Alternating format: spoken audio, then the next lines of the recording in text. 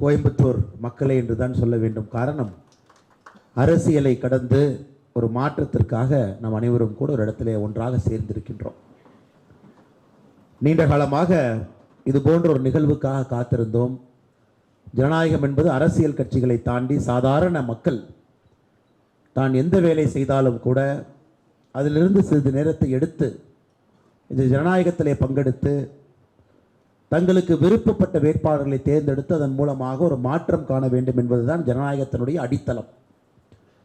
ஆனால் தமிழகத்தில், இந்தியாவில் கடந்த 70 ஆண்டுகளாக இது பார்த்திங்கன்னா பணநாயகமாக, ஜாதி நாயகமாக என்னென்னமோ மாறி போச்சுங்க. அதான் politics in Tamil Nadu has become so costly. தமிழ்நாட்டில் அரசியல் செய்வது மிக கடினமானது. அதிலும் குறிப்பாக எந்தவித பின்புலமும் இல்லாமல் சாதாரணமாக உங்களை போன்று, என்னை போன்று மேடையில் அமர்ந்திருக்கக்கூடிய நபர்களை போன்று யாராவது ஒரு அரசியலுக்கு வர வேண்டும் என்று நினைத்தால் அதைவிட கடினம். ஆனால் இன்றைக்கி அதெல்லாம் முறியடித்து கோயம்புத்தூர் பாராளுமன்றம் 2024 ஒரு மாற்றத்தை கொடுக்கும் என்கின்ற பெரிய நம்பிக்கையோடு இந்த அரங்கத்திலே நாம் அனைவரும் கூட ஒன்றாக இணைந்திருக்கின்றோம். இதற்கு மிக முக்கிய காரணமாக இருக்கக்கூடிய அன்பு சகோதரர் சுதர்சன் அவர்களுக்கு முதல் என்னுடைய நன்றிகளை நான் தெரிவித்துக் கொள்ள வேண்டும். 2 நாட்களுக்கு முன்பு ஒரு வாட்ஸ்அப் மெசேஜ் அனுப்பினார். இந்த மாதிரி வாலண்டியர்ஸ் எல்லாம் நாங்கள் தயாராக இருக்கின்றோம், நான் எல்லாத்தையும் ஒருங்கிணைக்க போகிறேங்க. இவர்கள் அரசியல் கட்சியெல்லாம் தாண்டி கோயம்புத்தூர் பாராளுமன்ற தொகுதியிலே மாற்றத்திற்காக நிற்கக்கூடியவர்கள், நான் ஆரம்பிக்க விட்டுமா என்று கேட்டார். நான் ஆரம்பிங்க அப்படின்னுங்க. அப்புறம் 1 மணி நேரத்தில் சொன்னார், அண்ணா 500 தொற்றுச்சுனாங்க. அப்புறம் 3 மணி நேரம் கழிச்சு கூப்பிட்டார், அண்ணா 1000 தொற்றுச்சுனாங்க. அப்புறம் இன்றைக்கி இங்கே வந்து இவரோடு இங்கே அமர்ந்து கொண்டு இருக்கும் பொழுது அவருடைய மொத்த டேட்டாவை கொடுத்துருக்கார். 10,430 பேர் நம்முடைய கோயம்புத்தூரில் ஒரு வாலண்டியராக அரசியல் மாற்றத்திற்கு நாங்கள் நின்று கொண்டிருக்கின்றோம் என்று சொன்னால், இது இந்தியாவில் எங்கேயுமே நான் கேள்விப்பட்டது கிடையாது, பார்த்தது கிடையாது.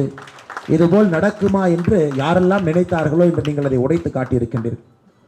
அதுவும் குறிப்பாக முதல் கட்டமாக யார் இருக்கின்றார்களோ அவர்களிடம் பேச வேண்டும் என்று இந்த நிகழ்ச்சியை ஏற்பாடு செய்கின்றேன் என்று சொல்லி என்னையும் அழைத்த பொழுது எனக்கு ஒரு ஆச்சரியம்தான். மக்கள் தன்னுடைய பணிகளை எல்லாம் விட்டுவிட்டு ஞாயிற்றுக்கிழமை அன்னைக்கு சாயங்காலமாக வந்துடுவாங்களா? வேலை செய்வது ஒரு பக்கம், ஆன்லைனில் ஆஃப்லைனில் நம்முடைய வேலையை நம்ம செய்கிறோங்க. மொபைல் ஃபோனில் 4 பேர்த்து கூப்பிட்றோம், 10 வீடு ஏறி இறங்கிறோம், அவங்ககிட்ட ஓட்டு போடுங்கன்னு சொல்கிறோம், அது ஒரு பக்கம். ஆனால் உங்கள் வீட்டிலிருந்து கிளம்பி இங்கே வந்து வண்டியெல்லாம் பார்க் பண்ணி கரெக்டாக அந்த இடத்த கண்டுபிடிச்சி உள்ளே வந்து 1 மணி நேரம் 2 மணி நேரம் இருந்து இந்த நிகழ்ச்சியில் பங்கெடுத்து விட்டு நீங்கள் மாற்றத்திற்காக போகிறீங்கன்னா யூ ஆர் வெரி கமிட்டட்னு அர்த்தங்க. You are so committed. அதாவது வெறும் மாற்றம் என்பது என்னுடைய வாய்ச்சொல் மட்டுமல்ல, ஐ எம் ஸோ கமிட்டட். என்னை முழுவதுமாக என்னை அர்ப்பணித்து கொண்டு அடுத்த 25 நாட்களில் ஒரு அரசியல் மாற்றத்திற்காக நான் நிற்பேன் என்று சொல்லக்கூடிய நபர்கள் இந்த அரங்கத்துக்குள்ளே நீங்கள் அமர்ந்திருக்கின்றீர்கள். எனக்கு உங்களுக்கு என்ன சம்பந்தங்க? அல்லது மேடையில் இருக்கக்கூடிய உங்களுக்கும் என்ன சம்பந்தம்? என்ன சம்பந்தம் இல்லை.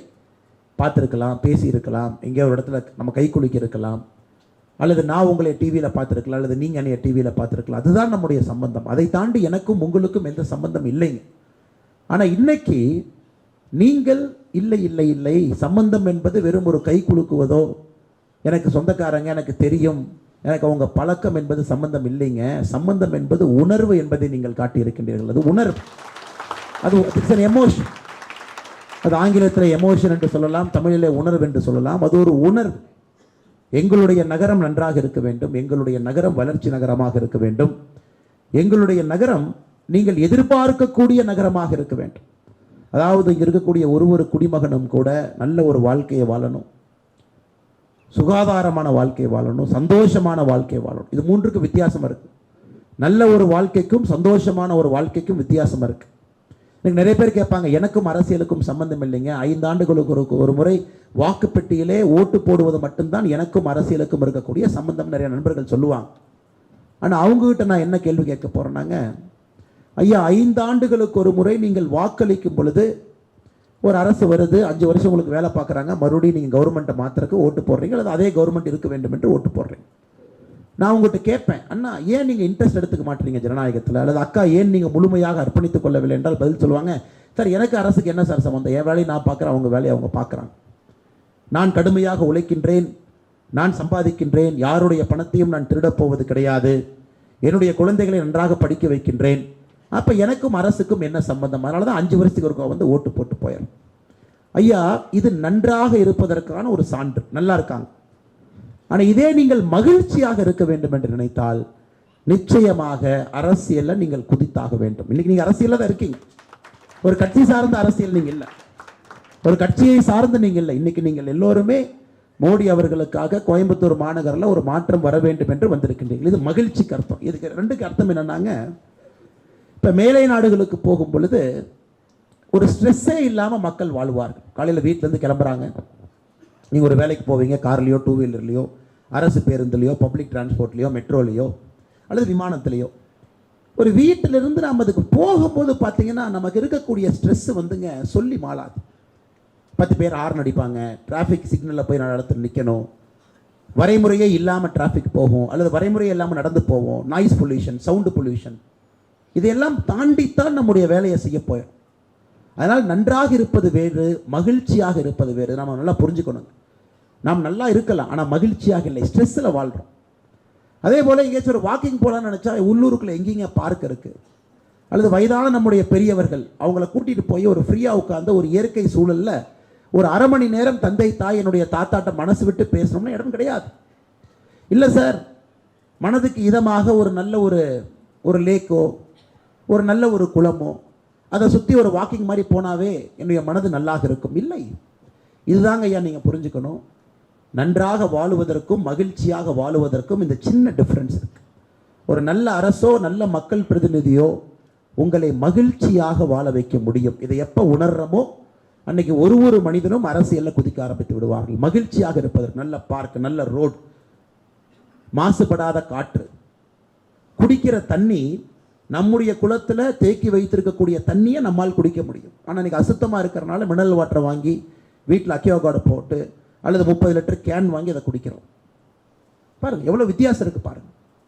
ஏனென்றால் அரசு தான் செய்ய வேண்டிய வேலையை ஒரு மக்கள் பிரதிநிதி செய்ய தவறுனால நம்முடைய சந்தோஷம் என்பது கொஞ்சம் கொஞ்சமாக ஒரு ஜனநாயகத்தில் குறைய ஆரம்பிக்குது. இதை முழுவதுமாக புரிந்து கொண்டு நீங்கள் வந்திருக்கின்றீர்கள். இந்த சிட்டிக்கு ஒரு விஷன் இருக்கு. கோயம்புத்தூரை பொறுத்தவரை ஒரு தொலைநோக்கு பார்வையிலே இது வளர வேண்டும் என்று நினைக்கின்றோம். அதற்காக நாம் அனைவரும் ஒன்றாக இணைந்து அடுத்த கட்ட கோவையை உருவாக்குவதற்காக நாம் இங்கே இணைந்திருக்கின்றோம். சகோதர சகோதரர், நாம் மறக்கக்கூடாது. அடுத்த கட்ட கோவை, காற்று, தண்ணி, ஒரு டிராஃபிக், ஒரு கன்ஜெஷன், ஒரு எளிதாக ஒரு மனிதன் செல்றது, ரயில்வே ஸ்டேஷன், பேருந்து நிலையம், நம்முடைய விமான நிலையம், பாருங்க, ஒரு பார்க்கு, ஒரு சுற்றுச்சூழல், ஒரு கிரீன் கவர், ஒரு அர்பன் இன்ஃப்ராஸ்ட்ரக்சர், கன்ஜெஷனே இல்லாத ஒரு ஊர், நிம்மதியாக வாழக்கூடிய ஒரு ஊர். ஐயா, அது ரொம்ப தொலைநோக்கு பார்வை. இது இப்போ இருக்கிற அரசியல் கட்சிகள் பார்த்தீங்கன்னா இப்போ தான் ஆரம்பத்தில் இருக்கிறாங்க. இன்னும் அவங்க அதை பற்றி பேசவே ஆரம்பிக்கல. ஆரம்பத்தில் இருக்கிறாங்க. நான் ரோடு போட்டேன், நான் பாலம் கட்டினேன், இதில் தான் நம்முடைய அரசியல் இருக்கிறதோ தவிர நெக்ஸ்ட் லெவல் ஆஃப் குவாலிட்டி லிவிங்க்கு ஒரு மாநகரத்தில் என்ன வேண்டுமோ அதை உருவாக்குவதற்கான யோசனை இன்னும் வர ஆரம்பிக்கலைங்க ஐயா. இதுதான் நம்முடைய தலையாய கடமையாக இருக்க வேண்டும். கோயம்புத்தூரை பொறுத்தவரை மகிழ்ச்சியாக எல்லோரும் வாழுவதற்கு என்ன தேவையோ அதை உருவாக்க வேண்டிய கட்டாயம் நமக்கு மோடி ஐயா 3வது முறையாக ஆட்சிக்கு வரும் பொழுது அதை செய்து காட்ட வேண்டும். ஏன்னா இப்போ விட்டுட்டீங்கன்னா எப்பவுமே இல்லை. 2024 29க்குள்ள இதை நாம் செய்து தவறிவிட்டால் நம் கண் முன்னால் நம்முடைய நகரங்கள் எல்லாம் தன்னுடைய பொலிவை இழந்து கொஞ்சம் கொஞ்சமாக இந்த எஃபிஷியன்சி குறைந்து மக்கள் எல்லாம் ஒரு நகரத்துக்குள்ள வாழும் பொழுதே ஒரு மனச்சுமையில் நகரத்துக்குள்ள வாழ்றாங்க. அதை முறியடிக்க வேண்டும் என்றால் மோடி அவர்களுடைய இந்த 3வது முறை ஆட்சி கட்டில் வருவதை முழுமையாக நாம் பயன்படுத்தி கொள்ள வேண்டும். ஐயா, அந்த 2024 தேர்தல் ஒரு மற்றும் மாறுபட்ட ஒரு தேர்தல். ஏன்னா இதுவரைக்கும் எந்த எலெக்ஷன்லையுமே யார் ஜெயிப்பாங்க அப்படின்னு தெரிஞ்சு நம்ம ஓட்டு போட மாட்டோம். தமிழ்நாட்டை பொறுத்த வரைக்கும் 2014 இவங்க வருவாங்களா அவங்க வருவாங்களா, அல்லது தமிழ்நாட்டில் இருக்கக்கூடிய முதலமைச்சர் அவர்கள் துணை பிரதமராக வருவாங்களா, இப்படியெல்லாம் இருந்த தேர்தல் அது. 2019 வரை மோடி அவர்கள் வருவாங்களா வரமாட்டாங்களா, திரும்ப வருவாங்களா அப்படின்னு ஒரு தேர்தல். ஆனால் 2024 முதலாக இந்திய அரசியல் களத்தில் குறிப்பாக தமிழகத்தில் மோடி அவர்கள் தான் ஜெயிக்க போறாங்கன்னு தெரிஞ்சு நாம ஓட்டு போட போறோம். இது எல்லாருக்குமே புதிது. ஸோ மோடி அவர்களை பின்பற்றுவர்கள், மோடி அவருடைய ஃபாலோவர்ஸ்க்கு தெரியும் மோடி தான் வர்றாங்கன்னு. 2014 தெரியும், 19 தெரியும். ஆனால் நம்ம மோடி மீது இருக்கக்கூடிய அன்புல சில முறை அந்த அன்பு நம்மை பார்க்க வைக்கும் சில விஷயத்தை. ஆனால் இன்னைக்கு சாதாரண ஒரு மனிதன், அரசியல் இருந்து தூரத்தில் இருக்கக்கூடிய ஒரு சகோதரனோ சகோதரியோ, அண்ணா 2024 மோடி தான் வரப்போறாங்க, அதில் என்ன மாற்று கருத்து, எந்த மாற்றுக்கு 400 தாண்டாரா 450 தாண்டாரா என்பது மட்டும்தான் இன்னைக்கு கேள்விக்குறி. ஜூன் 4ஆம் தேதி தெரிந்துவிடும். ஐயா, அப்படி ஒரு ஆட்சி சரித்திரத்தில் முக்கியமாக ஒரு தனி மெஜாரிட்டியோடு வந்து அமரக்கூடிய ஆட்சியை இந்தியா பயன்படுத்தி கொள்ள வேண்டும். இந்த நாட்டினுடைய வளர்ச்சிக்கு ஒரே ஒரு கட்சி தனி மெஜாரிட்டியோடு வந்து தைரியமான முடிவெடுக்கக்கூடிய ஒரு வாய்ப்பு நமக்கு கிடைக்கும் பொழுது அதை தவறவிடக்கூடாது. 2014 283, 2019 303. எனக்கு 2024 உறுதியாக தெரியும் 400 தாண்ட போகின்றோம் என்று. அப்ப நீங்க பாருங்க, ஒரு அரசு எவ்வளவு வேலையை செய்ய முடியும் என்று பாருங்க. எவ்வளவு வேலை ஒரு அரசு செய்ய முடியும். ஒரு மசோதாக்களை எவ்வளவு எளிதாக, அது லோக்சபாவாக இருக்கட்டும் ராஜ்யசபாவாக இருக்கட்டும், ஒரு மசோதாக்களை எவ்வளவு எளிதாக உள்ளே கொண்டு வந்து அதை மக்கள் பிரதிநிதிகள் முன்பு வைத்து அதை எடுத்து செல்ல முடியும் என்று யோசித்து பாருங்க. அது மோடி ஐயா தன்னுடைய பாராளுமன்ற உரை, குறிப்பாக 2024 தேர்தலுக்கு முன்பு கடைசி பாராளுமன்றத்தினுடைய உரையில சொன்னாங்க, 3வது முறை நாங்கள் வரும் பொழுது கடினமான முடிவுகளை எடுப்பதற்காக தைரியமாக ஆட்சிக்கு வரப்போகின்றோம். இந்தியாவை பொறுத்த வரைக்கும் என்ன சார் பிரச்சனை? ஒரு நல்ல ஹானஸ்ட் டெசிஷன்ஸ் யாருமே எடுக்க பயந்தாங்க. காரணம், ஓராண்டுக்கு 6 தேர்தல் வருது. ஒரு ஆண்டுக்கு 6 தேர்தல் வருது. 6 மாநிலத்தினுடைய தேர்தல் நடக்குது. அப்ப எந்த முடிவு எடுத்தாலும் கூட யாரோ ஒருவருக்கு பாதிப்பு இருக்கும். அதனால எல்லா முடிவு எடுக்காம அப்படியே தள்ளி போட்டு கடைசியாக நாம் ஆட்சிக்கு வந்து நாம் செய்திருக்கக்கூடிய முக்கியமான சாதனைகள் எல்லாம் 70 ஆண்டு காலமாக இந்தியாவில் தீர்க்கப்படாத பிரச்சனையை நம்ம தீர்த்திருக்கோம். யோசிச்சு பாருங்க, 2019 24 வரை இந்தியாவில் இத்தனை காலமாக அந்த பிரச்சனை மீது கை வைப்பதற்கே ஒரு பயம். 1950 வந்துச்சுங்க ஆர்டிகல் 370, டெம்பரரி ப்ரொவிஷன் என்கின்ற வார்த்தை. அதை பார்த்தீங்கன்னா கொஞ்சம் கொஞ்சமா அதை இழுத்து ஜவ்வு மாதிரி இழுத்து அதற்கு ஒரு மோடி தேவைப்பட்டார். அதற்கு 2019 ஆகஸ்ட் மாசத்துல அந்த 370 நீக்கினோம். எத்தனை வருஷம் கழிச்சு பாருங்க, 69 ஆண்டுகள் கழித்து 370 எடுக்கிறோம். ராமர் கோவில் சொல்லவே வேண்டாம் உங்களுக்கு. சுதந்திரத்திற்கு முன்பு ராமர் கோவில் பிரச்சனையில எஃப்ஐஆர் பதிவு செய்யப்பட்டு இந்தியாவுக்கு சுதந்திரம் கிடைத்த பொழுது அப்பவே கோர்ட் நிலுவையில் இருந்த ராமர் கோவிலுடைய வழக்கு 1947 ஆகஸ்ட் 15ஆம் தேதி அதை ஜபுமாரி இழுத்து அதை இன்னைக்கு ஜனவரி 22ஆம் தேதி கிருஷ்ண பெருமானுக்கு பிராண பிரதிஷ்டை செய்து ராமர் கோவில் கட்டி முடித்திருக்கின்றோம். இதெல்லாம் பார்த்தீங்கன்னா லெகசி ப்ராப்ளம். நம்முடைய தாத்தா காலத்தில் நம்ம முன்னோர்கள் காலத்தில் இருக்கக்கூடிய பிரச்சனையை இப்ப தீர்க்க ஆரம்பிச்சிருக்கோம். அப்ப நம்முடைய எவ்வளவு நேரத்தை நாம் விரயம் செய்திருக்கின்றோம் என்று பாருங்கள். அதனால்தான் மோடி அவர்களை பொறுத்தவரை வேகமாக இருக்கின்றார். 2024 to 29 என்பது மிக முக்கியமான ஒரு காலகட்டம் நம்முடைய ஆட்சிக்கு. அதனால்தான் இதை முழுமையாக நாம் பயன்படுத்தி கொண்டு தமிழகத்தில் மோடி அவர்களுடைய ஆட்சி முழுமையாக தமிழகத்துக்கு பயன்பட வேண்டும். ஒரு பக்கம் எந்த பாராளுமன்ற உறுப்பினர்கள் இல்லை என்றாலும் கூட கிட்டத்தட்ட 11 லட்சம் கோடி ரூபாய் இந்த 10 ஆண்டுகளில் மோடி ஐயா கொடுத்திருக்கிறாங்க. இன்னைக்கு வரும்பொழுது ஒரு பத்திரிகை நண்பர்கள் கேட்டார், அண்ணே இந்த கட்சியினுடைய தேர்தல் வாக்குறுதியை பற்றி கொஞ்சம் சொல்லுங்க அண்ணே அப்படின்னு. உங்களுக்கு தெரியும், தமிழ்நாட்டில் தேர்தல் வாக்குறுதி வர்றதும் அதை ஒரு வருஷம் கழிச்சு நம்ம மறக்கிறதும், அதை அடுத்த எலெக்ஷன் வரும்பொழுது அதே தேர்தல் வாக்குறுதி எடுத்து அந்த நம்பர்ஸை மட்டும் மாற்றி புதுசாக ஒரு வாக்குறுதி கொடுக்கறதும் இதை 20 ஆண்டுகளாக பார்த்து கொண்டு தான் இருக்கின்றோம். உதாரணத்திற்கு இன்னைக்கு ஆளுகின்ற கட்சி 2021 தேர்தலுக்கு தேர்தல் வாக்குறுதி கொடுத்தாங்க. நாங்கள் ஆட்சிக்கு வந்தால் பெட்ரோல் 5 ரூபா, டீசல் 4 ரூபா குறைப்போம். ஒரு மாதம் கழிச்சு கேட்டோம், எப்பயா குறைப்பீங்கன்னு. நான் டைம் சொன்னேன்னா அப்படின்னு சொன்னாங்க. 6 மாதம் கழிச்சு கேட்டோம், எப்பயா குறைப்பீங்கன்னு. மறுபடியும் சொல்கிறேன், 2 கையில் 2 வாட்ச் கட்டியிருந்தாரு, நாங்கள் நேரம் சொன்னோமா அப்படின்னு. இன்னைக்கு மறுபடியும் அதே கட்சி ஒரு தேர்தல் வாக்குறுதியை கொடுக்குறாங்க. 2024 பாராளுமன்ற தேர்தலுக்கு பெட்ரோல் டீசல் விலையை 65 ரூபாய்க்கு கொண்டு வந்துடுவோம். பெட்ரோல் டீசல் விலையை நீங்கள் 65 ரூபாய்க்கு கொண்டு வரணும்னா நேராக இங்கிருந்து துபாய்க்கு ஒரு கிணறு வெட்டி அங்கிருந்து அதை அப்படியே நேராக வர சொல்லி கோபாலபுரத்து பக்கத்தில் ஒரு பம்ப் எடுத்து நேராக நம்முடைய வண்டிக்குள்ளே வச்சா மட்டும்தான். இவர்கள் சொன்ன 5 ரூபாய் 4 ரூபாயை அவங்களால செய்ய முடியல. இது 65 ரூபா. அடுத்து 2026 தேர்தலுக்கு கட்டாயமாக சொல்ல போகிறாங்க, நாங்கள் ஆட்சிக்கு வந்தால் பெட்ரோல் டீசலை இலவசம், நீங்கள் நேராக போங்க அப்படியே போட்டுட்டு வந்துட்டே இருங்க. யாரு கேட்க போகிறாங்க? அக்கௌண்டபிலிட்டி எங்கே சார் இருக்குது? Where is the accountability? நீங்கள் ஒரு வாக்கு கொடுத்தீங்க, செயல் அக்கௌண்டபிலிட்டி என்ன? அதை கேட்டீங்கன்னா உடனே இந்த ஆள்ற கட்சி என்ன சொல்லுவாங்க, அது மத்திய அரசு டாக்ஸ் இப்படி கொடுக்குறாங்க, டாக்ஸ் அப்படி கொடுக்குறாங்க, அதை நீ பார்த்தியா, நீ குஜராத்தில் போய் பார்த்தியா, யூபியில் அந்த பிரச்சனையை பார்த்தியா, அஸ்ஸாமில் பிரச்சனையை பார்த்தியா? ஸோ தமிழ்நாடு அரசியலை பொறுத்தவரை எப்படி திசை திருப்ப வேண்டும் என்பதை 70 ஆண்டு காலமாக ஆட்சியாளர்கள் அதில் PhD பண்ணியிருக்காங்க, doctorate of philosophy in creating new issues. அதனால் பார்த்தீங்கன்னா தேர்தல் அறிக்கை அப்படி இருக்குது. இன்னொரு தேர்தல் அறிக்கை சொல்கிறாங்க, நாங்கள் ஆட்சிக்கு வந்தால் சிலிண்டர் 500 ரூபாய்க்கு கொண்டு வந்துடுவோம் அப்படி. இதே கட்சி 2021 தேர்தல் அறிக்கை கொடுத்துருக்காங்க, நாங்கள் ஆட்சிக்கு வந்தால் சிலிண்டருக்கு 100 ரூபா மானியம் கொடுப்போம். அந்த 100 ரூபாயை காணோம். இன்னைக்கு மோடி ஐயா ஆட்சிக்கு வர போகிறாங்க, நீ பாராளுமன்றத்திற்கு வெளியே இருந்து கை தட்ட போகிற ஆள், நீ எப்படி 500 ரூபாய்க்கு குறைப்பேன்னு மக்கள் கேள்வி கேட்கும். இதற்கு போட்டியாக இன்னொரு கட்சி கிளம்பி இருக்கு. நாங்கள் எங்கள் எம்பி ஜெயிச்சா மகளிருக்கு கொடுக்குற உரிமை தொகை 1000 ரூபாயிலிருந்து 3000 கொடுக்க வேண்டும் என்று மோடிட்ட சொல்லுவாங்களாம்மா. என்னங்க அநியாயம். திமுக சொல்றாங்க, திமுக என்ன சொல்றாங்கன்னா, பிஜேபி மறுபடியும் ஆட்சிக்கு வந்தால் மகளிருக்கு கொடுக்குற 1000 ரூபாயை நிறுத்திடுவாங்களாம்மா. அதான் நான் கேட்டேன், திமுக நண்பர்களே, முதலமைச்சர் அவர்களே, இந்த 1000 ரூபா வெறும் 30% பெண்களுக்கு பொய் சொல்லி கொடுக்குறீங்க. நீங்கள் பேசாமல் ஒரு ப்ரெஸ் மீட் வச்சு இத்தனை நாளாக அந்த 1000 ரூபா உங்களுக்கு தானே சொன்னீங்க. ப்ரெஸ் மீட் வச்சு பிஜேபி தாங்கம்மா கொடுக்குதுன்னு சொன்னால் அடுத்த ப்ரெஸ் மீட் நாம் பண்ணி 1000 ரூபாயை 1500 ரூபாயை உயர்த்துறோம்னு நான் சொல்லிட்டு போயிடுறேன். அதிலும் பொய். மாநில அரசு தன்னுடைய வாக்குறுதியாக கொடுத்து நிறைவேற்றாமல் இன்னைக்கு ஒரு மாநில அரசு சொல்லுது பிஜேபிக்காரங்க திரும்ப வந்தால் நிறுத்திடுவாங்க.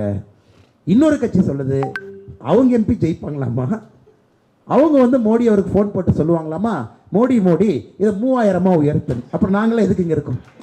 அதனால் சகோதர சகோதரர், இப்படி தான் தமிழ்நாட்டு அரசியல் இப்படி தாங்க இருக்கு. தமிழ்நாட்டு அரசியல் இப்படி மட்டும்தான் இருக்கு. இன்னொருத்தர் கேட்குறாங்க, இன்னொரு கட்சிட்டு கேட்குறாங்க, அண்ணே உங்கள்கிட்ட தான் பிரதம மந்திரி வேட்பாளரே இல்லை, எதுக்கு நீங்கள் போட்டி போடுறீங்க இந்த 2024 தேர்தல்?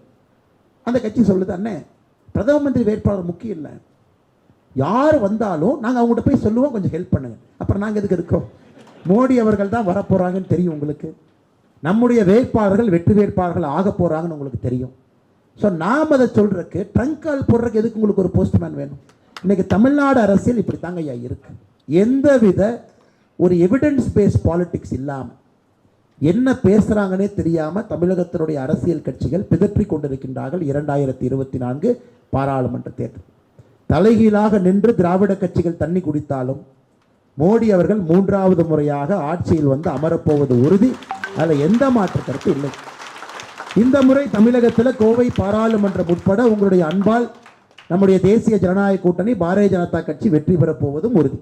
ஐயா, அதுக்கப்புறம் உண்மையான வளர்ச்சி என்ன என்பதை நாம் காட்டத்தான் போகின்றோம்.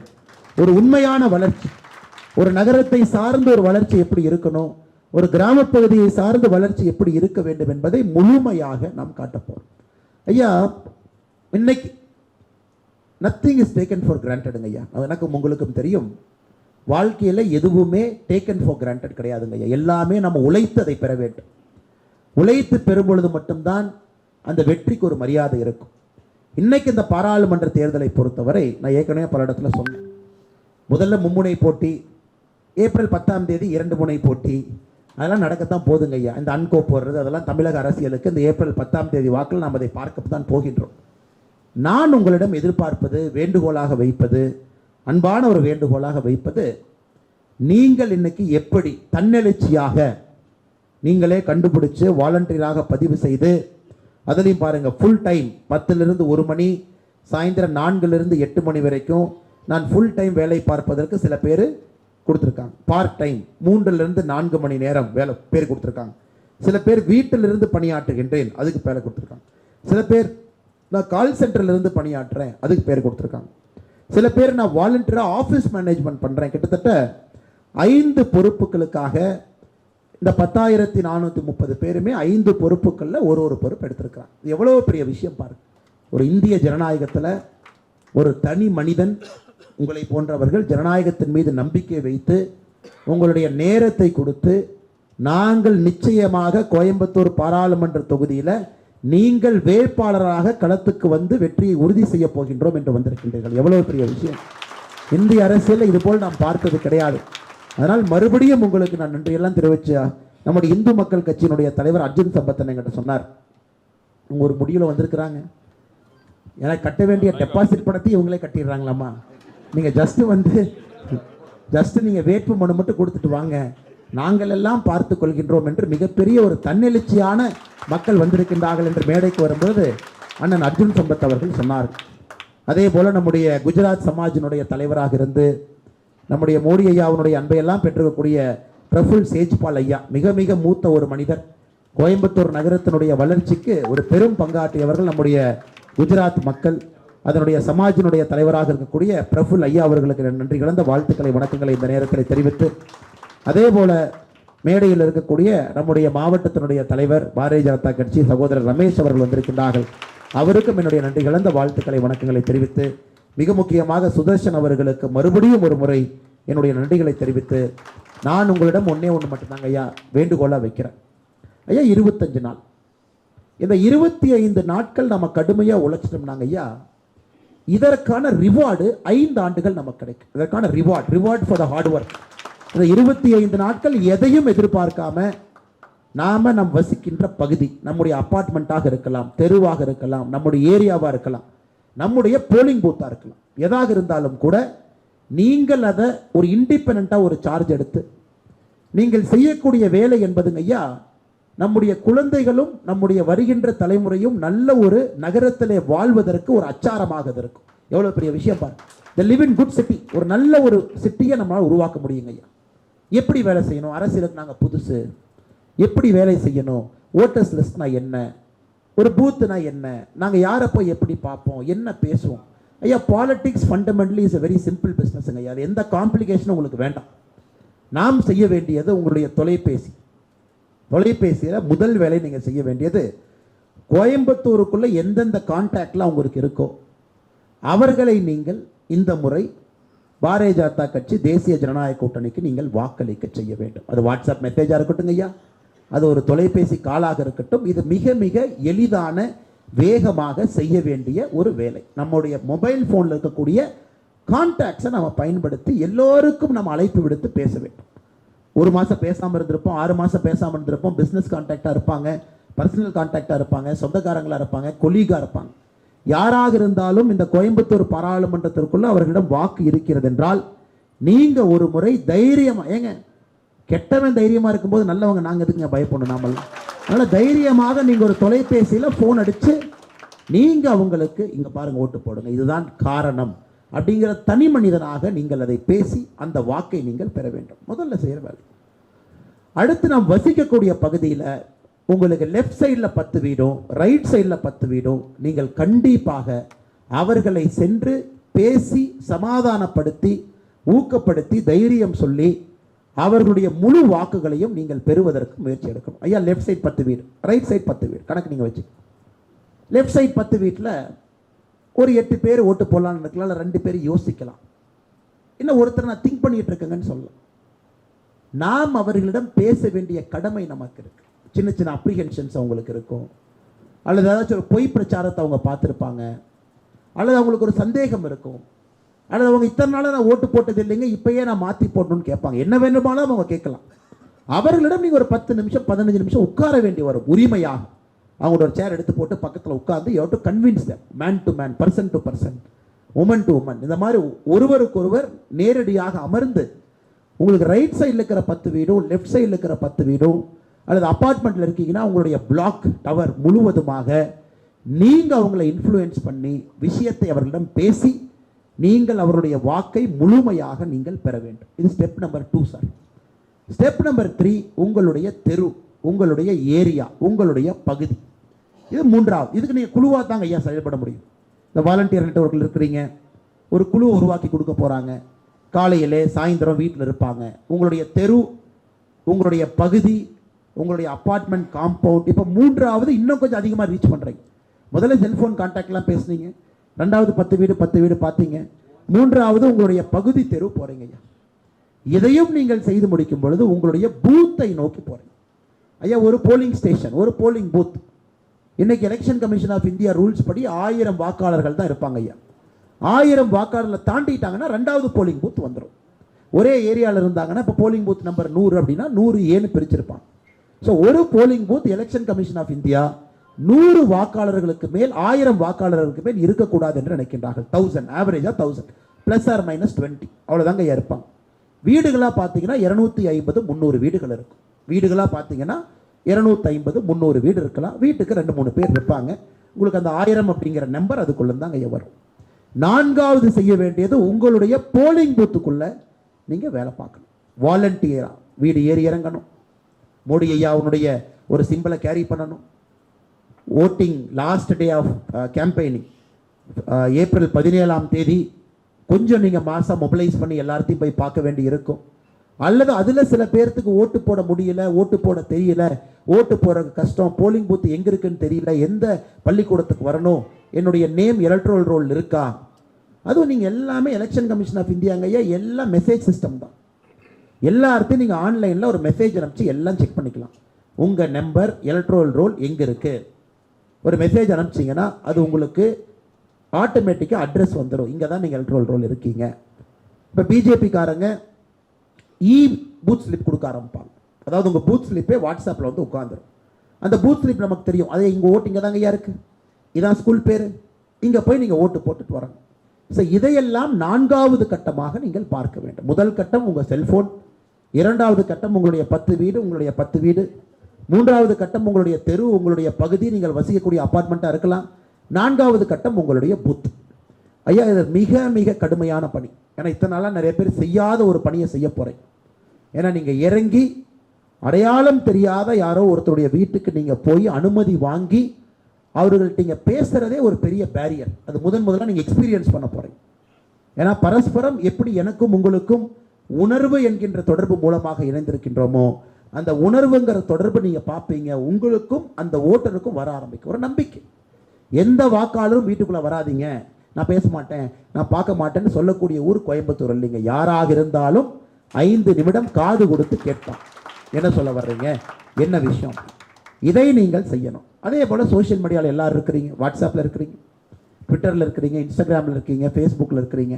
சமூக வலைதளத்தில் நீங்கள் போடக்கூடிய பதிவுகள், எதற்காக மோடி 3வது முறை வரணும், எதற்காக மோடி அவர்கள் தனி மெஜாரிட்டியில் வரணும், எதற்காக மோடிஜிக்கு அந்த ஸ்ட்ரென்த் நம்ம கொடுக்கணும், எதற்காக கோயம்புத்தூரில் பாரதிய ஜனதா கட்சியினுடைய வேட்பாளர் வெற்றி பெற வேண்டும், இந்த விஷயத்தை உங்களுடைய சமூக வலைதளத்தில் நீங்கள் பதிவு செய்யணும். உங்கள் ஃபாலோவர்ஸ் படிப்பாங்க, கமெண்ட் வரும், ரீட்வீட் வரும்.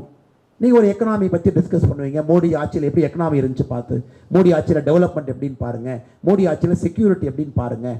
இந்த விஷயத்தை உங்களுடைய சமூக வலைதளத்திலும் நீங்கள் பதிவு செய்ய வேண்டும். இவ்வளோதாங்க ஐயா, இதை தவிர நீங்கள் எதுவும் செய்ய வேண்டாம். இந்த விஷயமே உங்களுக்கு சரியாக இருக்கும். இதை நம்ம செஞ்சுட்டோம் அப்படின்னாங்க ஐயா, இந்த ஜனநாயக ப்ராசஸில், எலக்ட்ரல் ப்ராசஸில் உங்களுடைய பங்கு மிகப்பெரிய பங்கு, மிகப்பெரிய விஷயத்தை நீங்கள் செஞ்சுருக்கிறீங்க, மிகப்பெரிய மாற்றத்திற்கு நீங்கள் துணை இருக்கின்றீர்கள்.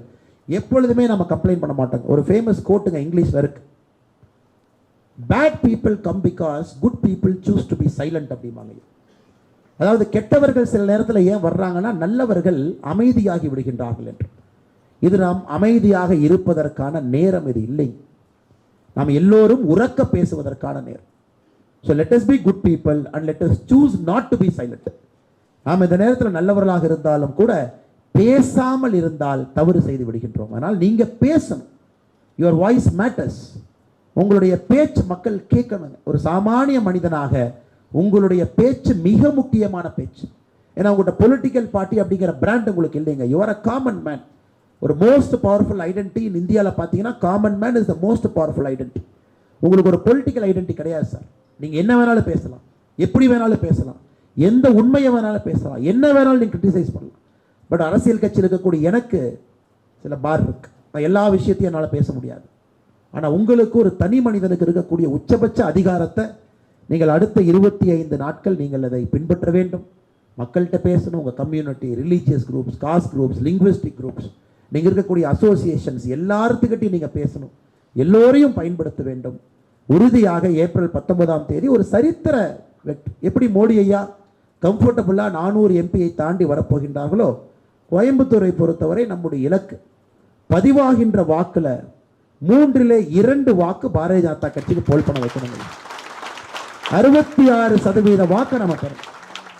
3 வாக்கு பதிவாகுது, 2 வாக்கு பாரதிய ஜனதா. அது ஒரு ஸ்டேட்மெண்ட்டுங்க. That is a statement. அது தமிழ்நாடு அரசியலை மாற்றக்கூடிய ஒரு ஸ்டேட்மெண்ட். கோயம்புத்தூர்ல நீங்க சொல்லணும், நாம் ஜெயிக்க போறது 38%, 40% நான் சொல்லிங்க ஐயா. 66% வாக்கு இங்கே பாரதிய ஜனதா கட்சியினுடைய வேட்பாளருக்கு நீங்கள் கொடுக்கும் பொழுது ஒரு காமன் மேனாக you are making a statement. சைலண்டாக ஒரு வார்த்தையை பயன்படுத்துறீங்க. Tamil Nadu is ready for change அப்படிங்கிற அந்த வார்த்தையை கோயம்புத்தூர்லேருந்து ஏப்ரல் 19ஆம் தேதி நடத்தக்கூடிய வாக்குப்பதிவாக இருக்கட்டும், ஜூன் 4ஆம் தேதி நடக்கக்கூடிய கவுண்டிங்காக இருக்கட்டும், இதை தமிழகம் முழுவதும் கோயம்புத்தூரிலிருந்து உறக்கச் சொல்வோம். நாம் தயாராகிவிட்டோம் மாற்றத்திற்கு என்பதை உறக்கச் சொல்வோம். அதற்காக உங்களிடம் எதிர்பார்ப்பது முதல் ஃபேஸில் இருக்கிறவங்க ஐயா, அதிக நேரத்தை எதிர்பார்க்கல. முதல் ஃபேஸ் நீங்கள் கண்மூடி முடிக்கிறதுக்குள்ள ஏப்ரல் 17ஆம் தேதி வந்துடும். 18 இஸ் அ சைலண்ட் டே, யாரும் கேம்பெயின் பண்ண முடியாது சார். 19 இஸ் அ ஓட்டிங் டே. உங்களுக்கு பார்த்தீங்கன்னா இன்னைக்கு நாம 24ஆம் தேதியில் நின்று கொண்டிருக்கின்றோம். அதிக நேரம் இல்லை. இந்தியாவில் மற்ற பகுதி பார்த்தீங்கன்னா ஜூன் 1ஆம் தேதி ஓட்டு போடுறவங்க இருக்காங்க. ஏப்ரல் முழுசு முடிஞ்சு, மே முழுசு முடிஞ்சு, ஜூன் வரைக்கும். நமக்கு அந்த பிரச்சனை இல்லை சார். நமக்கு ஜஸ்ட் 17 டேஸ், 17 நாட்கள் முழுமையாக களத்துக்கு வரப்போகின்றோம். நம்ம இருக்கக்கூடிய எல்லா எனர்ஜியும் 17 டேஸில் கொடுத்துரும்.